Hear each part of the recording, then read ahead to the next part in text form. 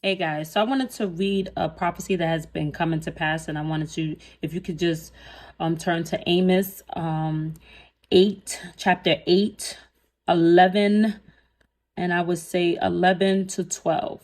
So in chapter 8, verse 11 says, "Behold, the days come, saith the Lord, that I will send a famine in the land, not a famine of bread, nor a thirst for water, but of hearing the word of the Lord.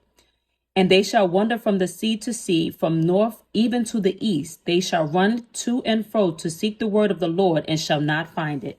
I wanted to read that to you guys because there is a great famine in the land as we speak right now. Because how many people can say right now and even it could have been a year, or even it could have just been a little more than that, that you cannot find a church where they're preaching the truth. They're not sugarcoating the word of God, and they're not adding nor taking away from the word. Or they are, in the beginning, they started off well, and then now they went astray, and they're going where you don't understand the word. They are taken away from the word. They are no longer preaching about sin anymore. They're not.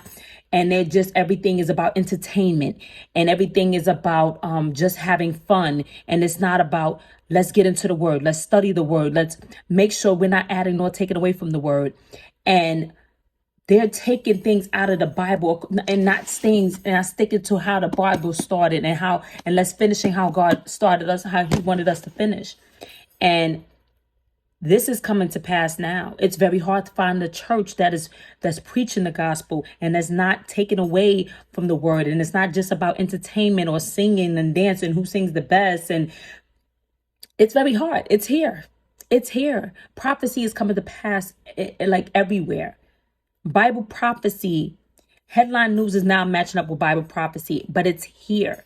Everything that God said would happen is beginning to happen. The famine in the land of his word is here. So if you find a church, make sure you stay put and anchored in that church. It is very hard to find a good church. So if you find a church that you feel like they're wavering and they are allowing sin and they're not preaching against sin, and anything that sin comes in the church and they're not saying anything against it, we're in trouble. We have to answer to God at the end of the day. So if you're willing to stay in the church knowing that there's something wrong and you're not willing to leave, you're standing with them.